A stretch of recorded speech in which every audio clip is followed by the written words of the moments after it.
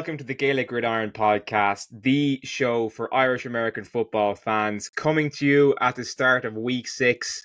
Jimmy English, joined as usual by my partners in crime, Kevin Kelly and Stephen Kearns. And lads, breaking news coming this afternoon.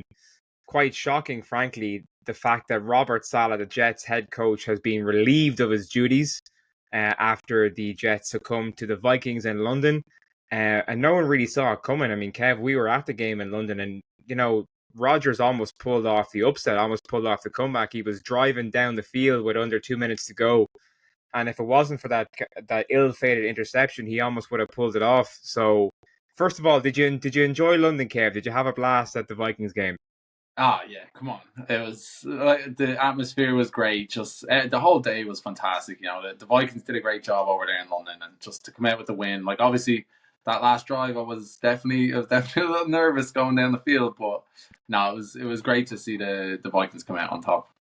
I was getting a bit nervous because I had to get the whole way back across to Heathrow, and I was like, if this goes to overtime, I'm screwed. I'm going to have to get a taxi or something. But it was definitely an exciting game, and look, not the way Aaron Rodgers would have wanted it to end, with 3 interceptions, which I believe is his highest interception figure in a single game. And I mean, you have to kind of wonder if that performance from the underwhelming performance from the Jets had something to do with Saleh being given the boot there this afternoon.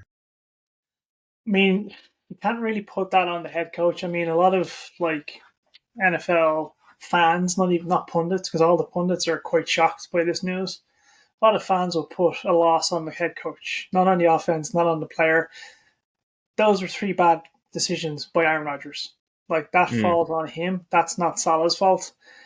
He's not out there throwing passes. He's not out there, and he's calling the plays. Aaron Rodgers is making the decision.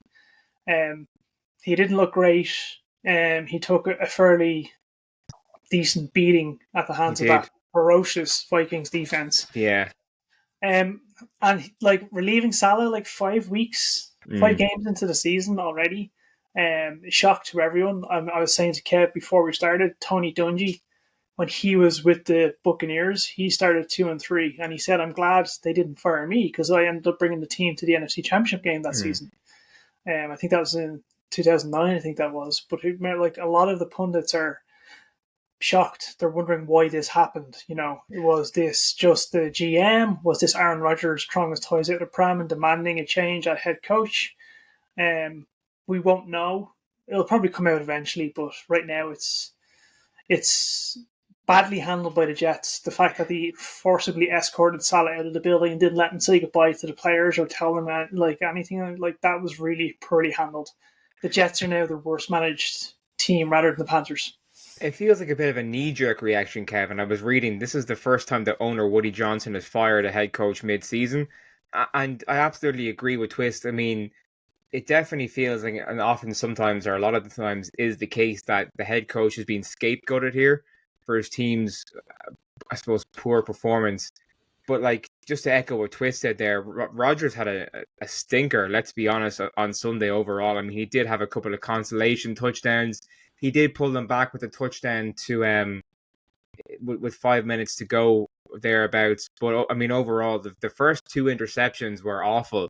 I mean, especially the first one, the pick 6 to Van Ginkel, was an absolute gift of an interception, and I don't think you can really fault him for the third one. I think that was just a 50-50 ball that Stephon Gilmore went up. I mean, I was genuinely surprised that it was Stephon Gilmore. I thought he was out of the league, to be honest with you. But from your perspective, Kev, I'd be keen to get your thoughts on how much you think the Rodgers' poor performance, or the poor performance overall of the Jets, kind of fueled this move. Yeah, again, me and Twist were kind of talking about it earlier, but he's such a divisive player, right? And that story about them escorting Saleh out of the building, not giving him a chance to say goodbye to the players. I didn't read that. That's crazy. That sort of stuff just affirms to me that Rodgers is the reason that this has happened. Because you look at Tampa Bay a couple of years back with Tom Brady and Bruce Arians. They didn't have a hot start. Nobody had a knee-jerk reaction and said, "Ah, this isn't working out. Tom Brady's too old. It's not going to happen." They stood by him and they were like, no, he knows how to win. He's a winner. Mm-hmm. And what happened? They came back around, got into an NFC playoff game, and then they had a run, and then they won the Super Bowl. Yeah. Same thing happened at the Lions. A couple of years back, Dan Campbell started to build a culture. They brought in Jared Goff, who had just been to the Super Bowl not only a couple of years before that. And you're just thinking, where's the logic in this? Who in their right mind would cut a defensive-minded head coach when you have quite possibly the worst offensive caller in Nathaniel Hackett in the league? By all accounts, he's done nothing good this year. He's not scheming up against any team, any sort of offense that is anyway challenging for defenses to call. And you could kind of see that on Sunday as well against the Vikings. I mean, apart from those little few sparks where there were touchdowns, they really got nothing going at all. There was no run game to speak of whatsoever. It was their defense, man. Their defense kept them in the game. Yeah, and Rodgers got absolutely battered as well. I mean, there was a couple of times. I mean, that Harrison Smith coming off the edge, that was one of the best safety blitzes I've ever seen in my life. And I called it. I seen it happen. I was watching the snap, and I was just like, Harry Smith is. It looked like he jerked a little bit to go back to a safety spot, and then he just immediately jetted. Yeah, like a missile off the edge. And you have to love Harrison Smith doing the old Aaron Rodgers open the book up. You gotta love that. You gotta love it. But then as well, I mean, sorry, Twist. I mean, just I'll come to that in a second. But I mean, overall, Rodgers got absolutely rocked a couple of times on Sunday, and I'm frankly surprised. I mean, I think if the game hadn't been as close, he would have come out, and he did in fact come out, and Tyrod Taylor went in. And I personally think they should have left Tyrod Taylor in, because there was at one stage during the third quarter, Rodgers was wrapped up in his knee. I mean, he bent at a very awkward angle, and I watched it back in the replay, and I was like, "How is he not doing an ACL there?" Genuinely, I honestly thought he was done for the season again on that tackle. So but I think after that tackle, you could see he wasn't 100%. I mean, he was limping around the place, Twist. Well, yeah, he's like when they went for the punt, he was running, hobbling towards the blue tent, and that poor call for hitting the kicker, which shouldn't have been called because he just barely glanced his plant foot. Like even the head official on the commentary team said that shouldn't have been called. He Rodgers left the blue tent, he's not getting examined straight back out to the field. Realistically, the doctor should have pulled him back. Now, obviously, now you're going to pull him back. It's a concussion, but I think you're right. If that had been a punt, he may not have been back in for the rest of the game. But on the whole, Saleh being let go, their offense is terrible. They don't motion running backs. They don't do anything like that. And now you have an interim head coach with a terrible offensive coordinator having to prepare for the Bills on Monday. Now, the Bills were terrible on Sunday. Josh Allen only completed 30% of his passes. Yeah. But it's still the Bills. They're not a walkover, and you're a struggling team now as an interim head coach, and as Kev said, a terrible offensive coordinator.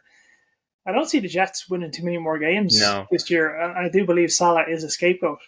And it just feels like, Kev, overall, that the AFC East right now is just completely bogged down. I mean, you look the Bills. Okay, yeah, they're not a pushover, but I think they're kind of lacking that explosiveness that we're used to seeing from Josh Allen and Buffalo. The game against the Texans on Sunday was an absolute cracker. and you look, I mean, obviously the Texans are one of the best teams in the AFC, but I think the Bills have kind of lost their edge a little bit. Yeah, it's again another team there where you're like, have they turned a corner and has Josh Allen figured it out, and has McDermott really schemed up something big this year? And then you just see them play any sort of team that is like the Texans. I think the Texans just dismantled Josh Allen. Ultimately that's what happened there, and you come away from that game and you're looking at it now and you're like, I just don't think the Bills are what everyone thought they were at the start of the year. I think it's the same with the Saints. You look on the NFC side, it's Saints a similar kind of blueprint too. Got out to a hot start, and now you're kind of looking at it like, was that all just smoke and gun kind of thing? Yeah.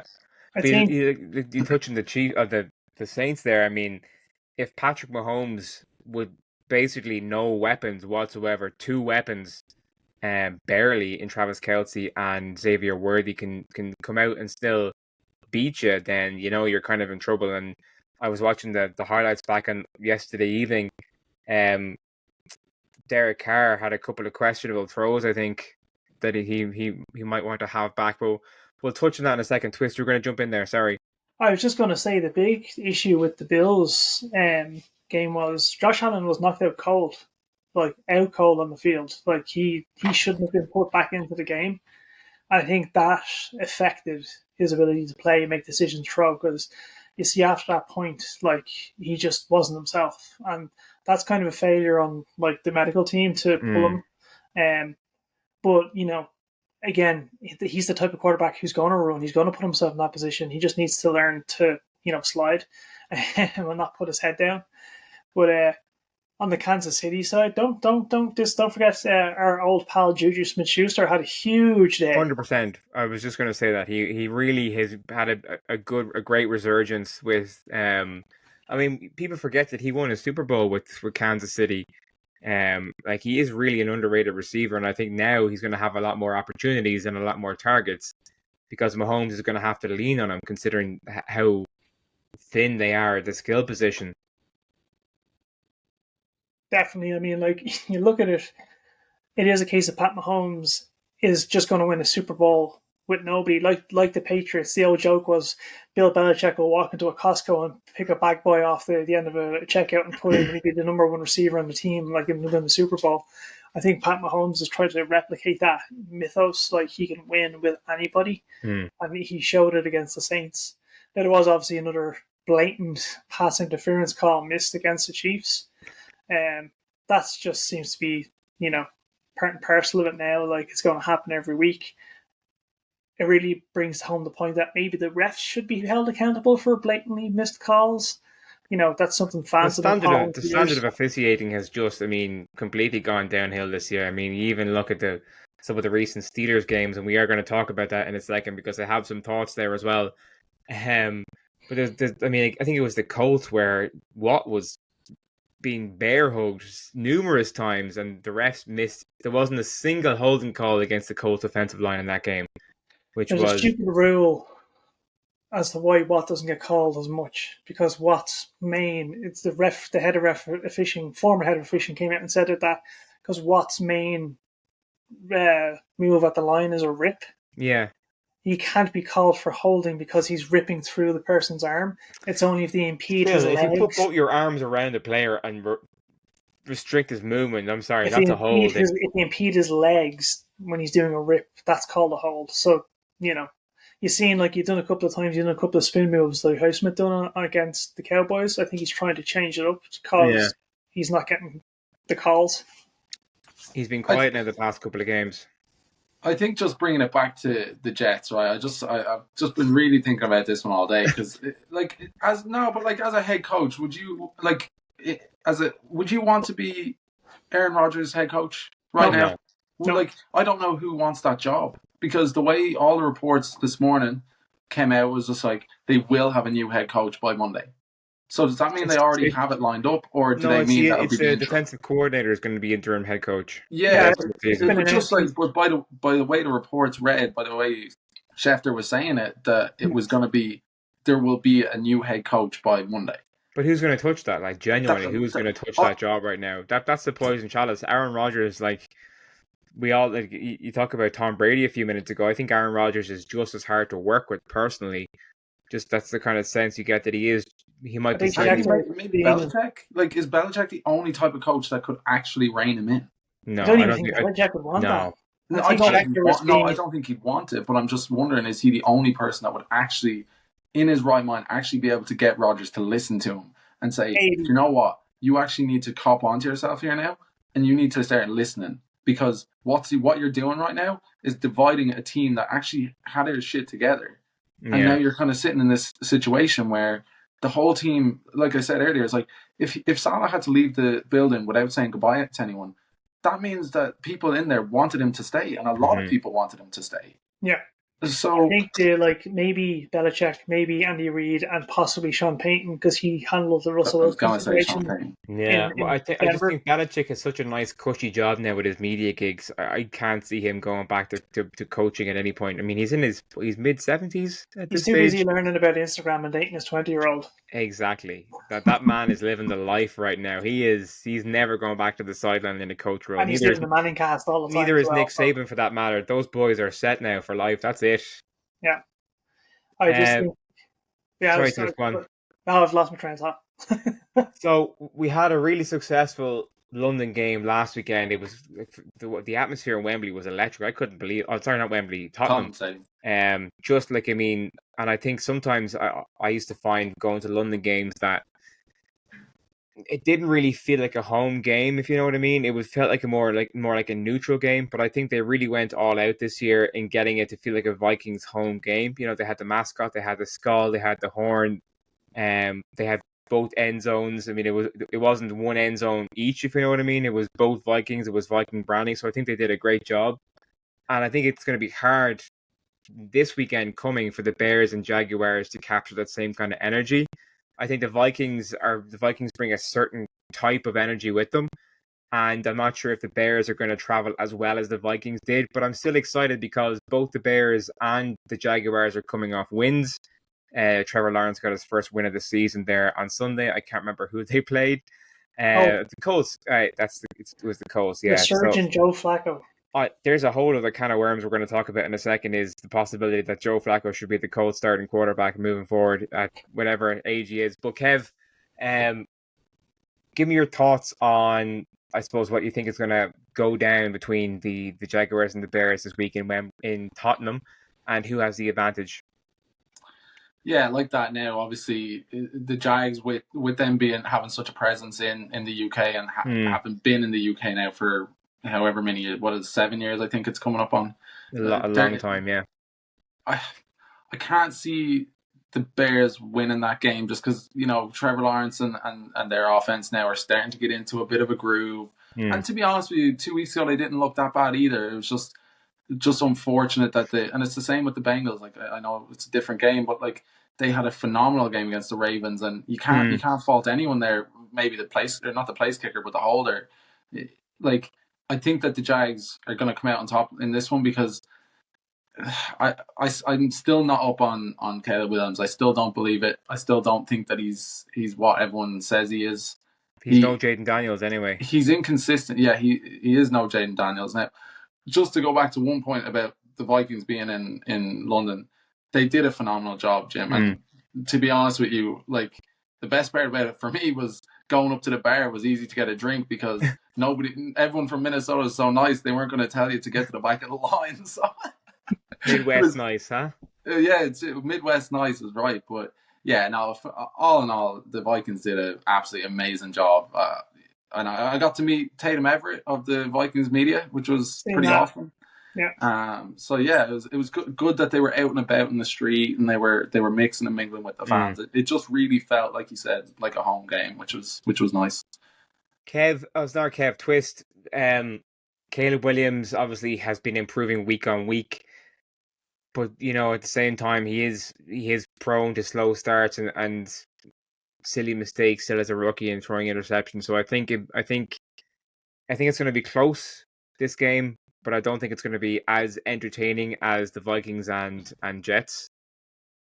I don't know. I think it might be I think the Bears defense will cause issues for Trevor Lawrence. He hasn't been great.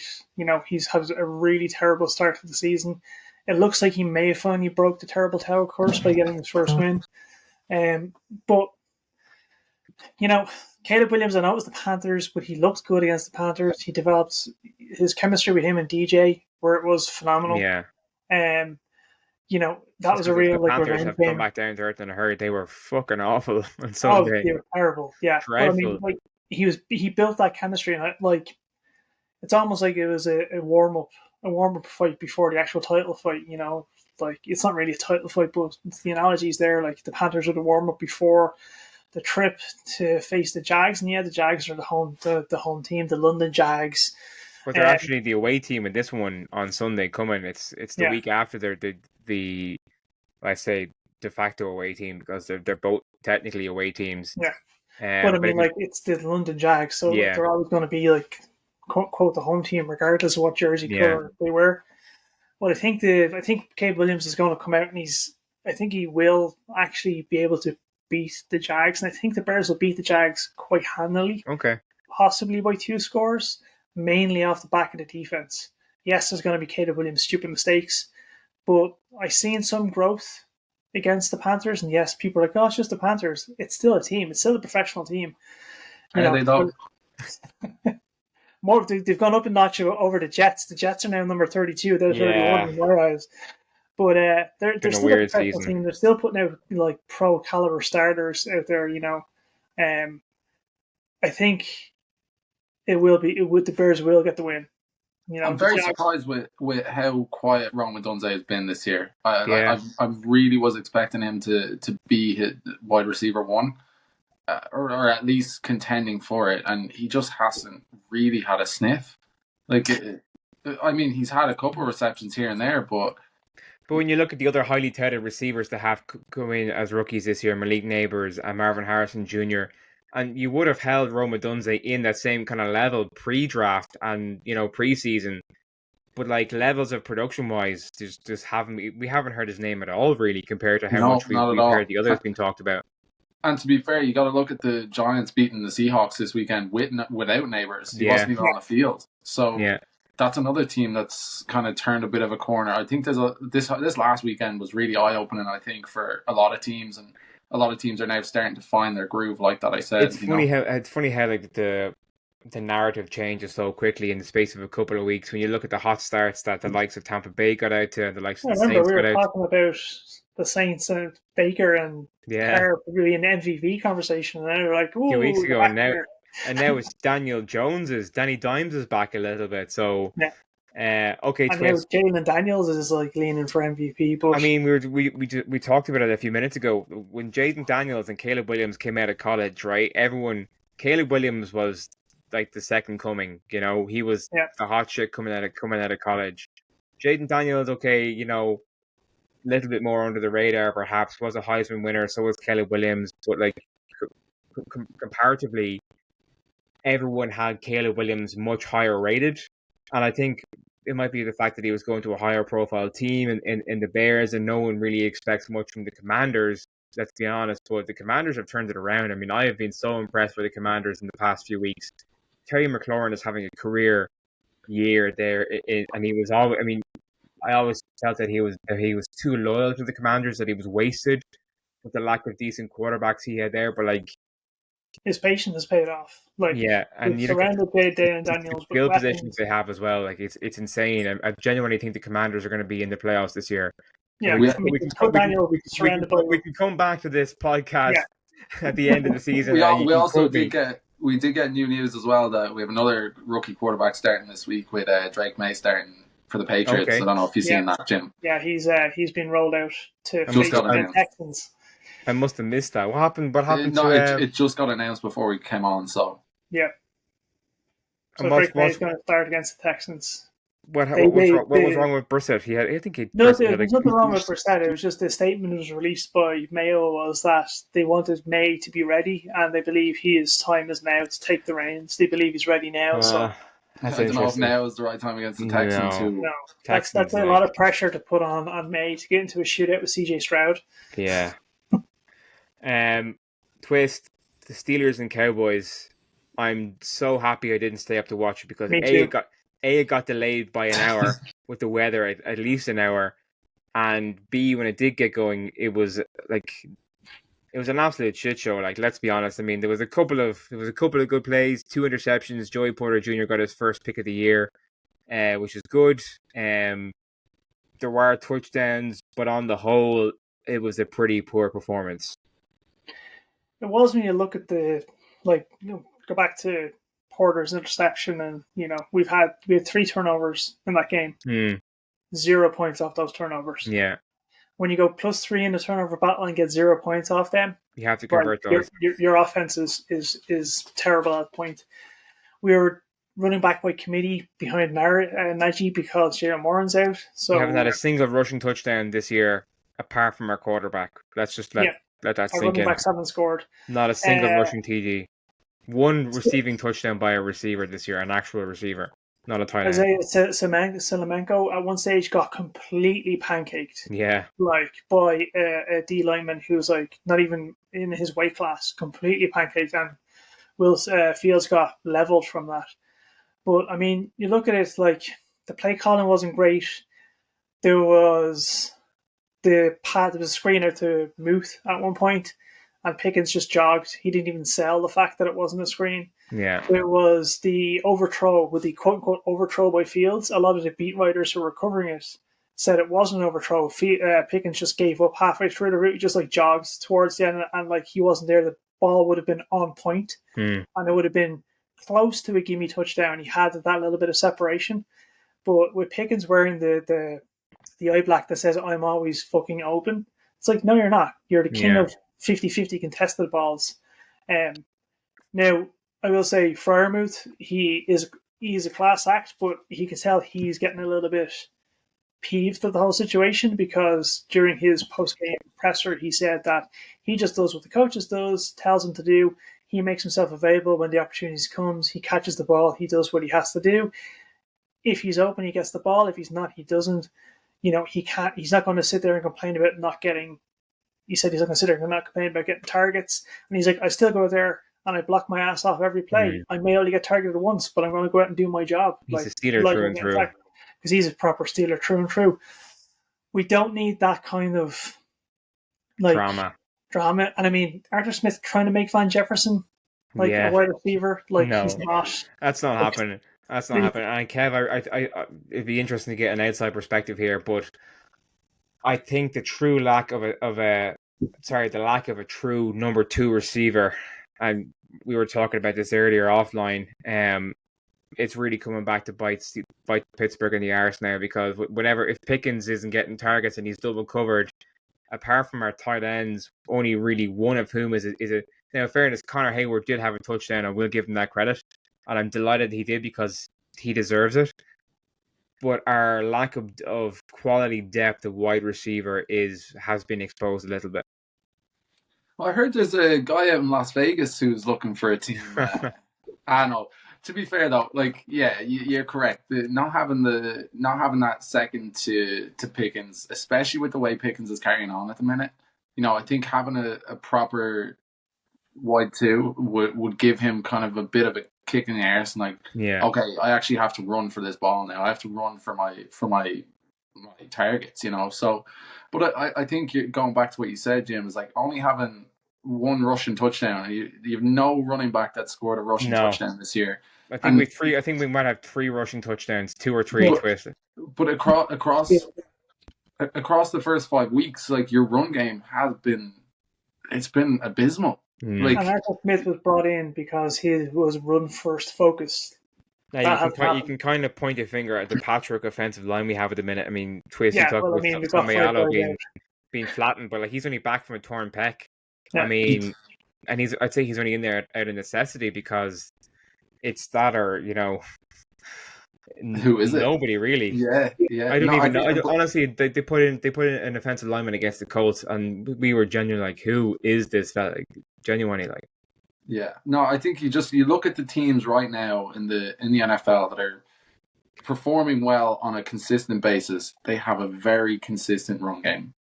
It's you look at the Ravens, obviously they have having a career year there. You have the best running back probably in the league at the minute. Even the Vikings, the game went to kind of shit once Aaron Jones went out.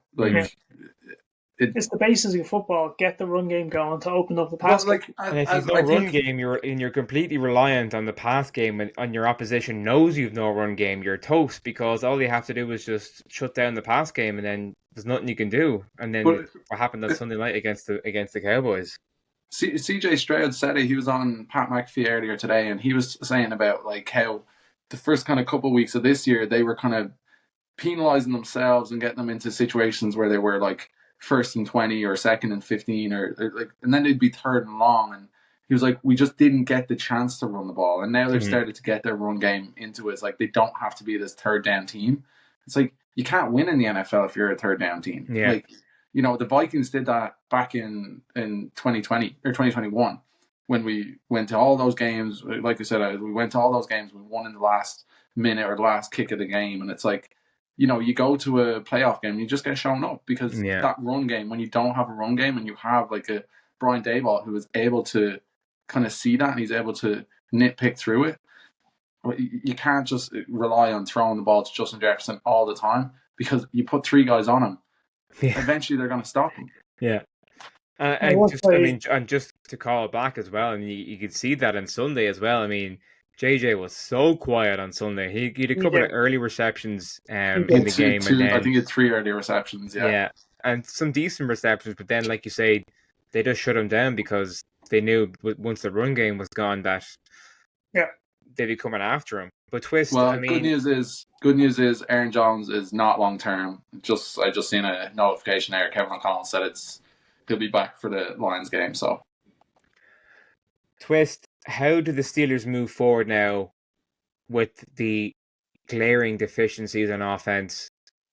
Complete lack of a run game, complete lack of any real passing threat. Let's be honest. Does it get better or does it continually get worse to the point where Justin Fields is benched, not because of mistakes or poor performance, but general lack of efficiency because he's not been given the tools that he needs to succeed in that offense? Well, I look at Roethlisberger and co. was at the Colts game, and his podcast. I listened to the Footballing with Ben for that game, and he said Justin Fields looks uncomfortable under center in Pittsburgh. And when he said that, when I watched the game back on Monday morning for the Cowboys game, he doesn't look comfortable. Don't know whether it's the play calling, don't know whether it's just he's thinking too many steps ahead, but he doesn't look comfortable in the system.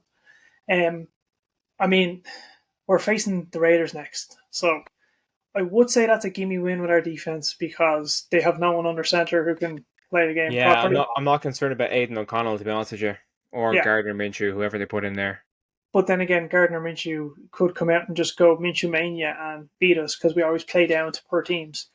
But the big thing the Steelers need to do to right the ship is you need to get the pass game obviously opening up better. Fields has made some great throws, but you need guys who are going to play for the ball. If that means benching Pickens for a game or two to teach him, some humility. I don't think you can though, because without Pickens, I mean, who do you have? Van Jefferson. No, we only have like Van Jefferson. We have like Calvin Austin. We have Connor Haywood. We've got a couple of other. We've got Muth. You could make it work against the Raiders defense. Max Crosby's their only major concern there. Our defense really needs to come up with something to address TJ Watt getting chipped constantly. It's the second week in a row NFL teams have put two guys in Watt every time, chipping once. The tight end is always chipping, or running back's always chipping him, and the second guy's getting him. And you can see TJ's production has gone down. He still got his 100th sack though, right? He did get his 100th sack. That's kind of opened up the opportunities for Herbig then as well on the other side, who has done a fucking unreal job of filling in for Highsmith. He's really doesn't look like a second year player at all. You'd swear he was in the league 3 or 4 years. I think he had a second sack fumble on Sunday against the Cowboys as well. Yeah, I mean him and TJ, when they got through, they were meeting at Dak Prescott at the exact same time. And TJ is trying to, if you go back and watch the tape, he is trying to get around that. He's lining up a little bit further out. He's causing linemen to reach further out, which is giving him the advantage. It's causing guys to reach, overextend for blocks to catch him, which he's beating with speed and strength. But that needs to be, the rest of the defense needs to step up because give someone like Dak Prescott time. That exposes our secondary, especially our linebackers, weren't covering great. No, inside linebackers. And I think, back to your points, the last thing I'll say about it, because I'll go on all night about it, is will Fields be benched for Wilson? And I think it will, if the Steelers, we've got the Raiders next, then I believe we've got the bye week after that. Forget about Wilson actually for a second. How about Kyle Allen? And we've got the Commanders after that, sorry. Kyle Allen, like we threw one good pass. Now it was a bullet Yeah. pass that was on point, but I was like, put him in. Now I think everyone was like, put him in, but like I think like once we face the Raiders, the Commanders, and we hit the bye week, Then the gauntlet begins. I'm worried about the Commanders, the way they're playing right now. well, Genuinely. I think we're going to beat the Raiders. We're going to lose to the Commanders, and then we're facing the NFC North gauntlet. And we've seen from the Raiders and the Bengals, Ravens and Bengals, that was a complete shootout. The Steelers are not built for a shootout currently. No. Now, unless unless we lose against the Raiders and get blown out by the Commanders, I think coming off the bye week, you might see Russell Wilson starting out of necessity. I don't think it gets any better than with Wilson. I think you're still going to No, have the but I same think problems. at that stage, He's an older, slower version of Yeah, Justin Fields. but at that point, you got to take a shot. You bring in Wilson and you lose that. Like, I don't think he's any more accurate or any better at throwing the ball right now than Justin Fields. But you also lose that mobility. Like, I don't think Russell Wilson would have scored. I'm not saying he's better than like Fields. I'm just saying like. I don't think he is. Not anymore. No, he's not. I'm saying he's not. I'm just saying like, but when you get to the gauntlet of like the NFC North gauntlet, AFC North gauntlet, and you're worrying about having a first losing season and worrying about missing the playoffs, you kind of pull Justin Fields and throw in. You got nothing to lose by throwing Russell Wilson in at that point. I think you have everything to lose. I think you have more to lose than you have to gain by bringing him in. I honestly think I have to agree here with Kev. I do think you're better off with Justin Fields under center than Russell Wilson at any point, regardless of how bad it gets, because he's always going to have that extra little bit of the X factor where he might do something. But like, when's the last Russell time he's Wilson taken a is snap? washed, as far as I'm concerned. When's the last time he's taken a snap? Like, when he was with Denver. It's like he's not familiar with. Like, he's familiar with seeing them because he's in pads and he's in his whole outfit every weekend. Like, what's that about? Yeah. He wants to play football. I mean, I don't like Russell Wilson as a person, and I like as a quarterback, he's like, but I'm just looking at it like Justin Fields, he's not built from coming from behind. And if we have a situation where the Ravens get up 2 or 3 scores, the Bengals get 2 or 3 scores, we're screwed. We're not getting through that. The Browns are getting up 2 or 3 scores on us at all. So we're going to sweep the Browns because the Browns are the Browns. Well, the Browns are, apart from the Jets, are the worst team in the league right now, hands down. Forget the Panthers. The Browns are a steaming pile of shit on fire right now. Let's be honest. The best thing I've seen about the Browns was the Annie Yeager, the podcaster. She done her video, and she said that the Browns' best GM was Sonny Weaver Jr. and he's fictional from Draft Day the movie. No, there's another question we could talk about for a second before we finish up. Is Jameis Winston? I think is the backup quarterback of the season right now. He gives him a better chance to win right now. Genuinely, how the hell? I know they don't want to put him in because of all the money it cost them, but get Deshaun Watson out of Cleveland right now and put in a half decent quarterback and at least finish out the season somehow. Who in their right mind would take Deshaun Watson ever at this point? From now, just bench him. But his career is done. Oh, yeah, 100%. I mean, but the Browns need to get rid of him. Like, put him down. You seen that they were down. Obviously, they were down like 21-3, whatever it was. Kevin Stefanski was trying to call a 4th down play, and Deshaun's just walking off the field, and you're like. I can't imagine as a fan of the Browns how you'd be feeling. Like, you're watching your franchise quarterback give up on your team. Yeah. I don't like Deshaun Watson, but Ian Rappaport came out and corrected that. The people in the stadium the beat writers are basically pointing out that he was walking off because there was 12 men in the huddle, so there was no play could be called. But you can see from his team that they have given up on him. Oh yeah, there's no cohesion, there's no chemistry. No, it's a complete disaster there. The Browns are closer to the number 1 draft pick than you're to the playoffs. Yeah, 100%. And I mean, Jameis Winston will give him a chance to maybe get not a losing season. But if Kevin Stefanski stays with Deshaun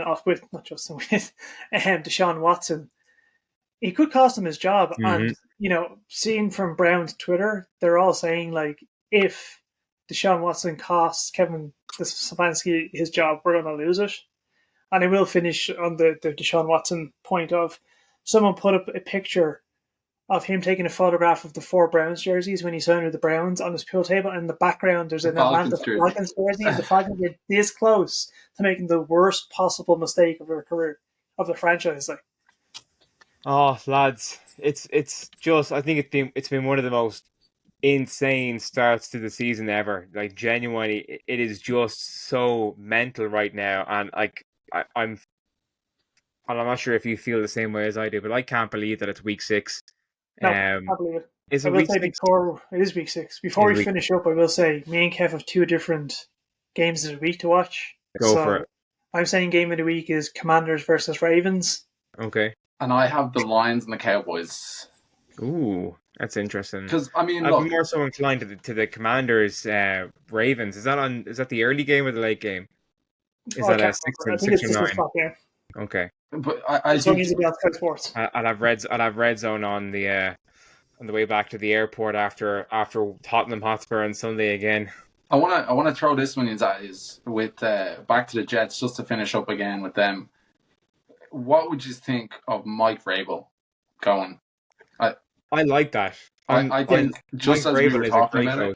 it, he's probably again he's kind of from that Bill Belichick era. Like I mean, he played under Bill Belichick, so you know he's coming from that ilk of we got to figure this out. No shit. Exactly. So He'll put Rodgers in his place. I think so. Well, look, I think he just won't listen to Nathaniel Hackett's bullshit. Like I think that's That as it. well, yeah. I wouldn't be surprised if he got the job and Nathaniel Hackett was fired within 24 hours. Look, I think of all the head coaches out there right now, he's one of my front runners. That's actually a fantastic shout. So we'll see how that all plays out, though. I think that's And probably watch, Saleh is going to get snapped up by somebody, and he's going to Yeah. go out and blow people's minds as a defensive coordinator. Yeah. Where does he go? Where does he land? Like, I mean, Anywhere. Pittsburgh. Okay. No, I'm happy with Terrell Austin right now, to be honest with you.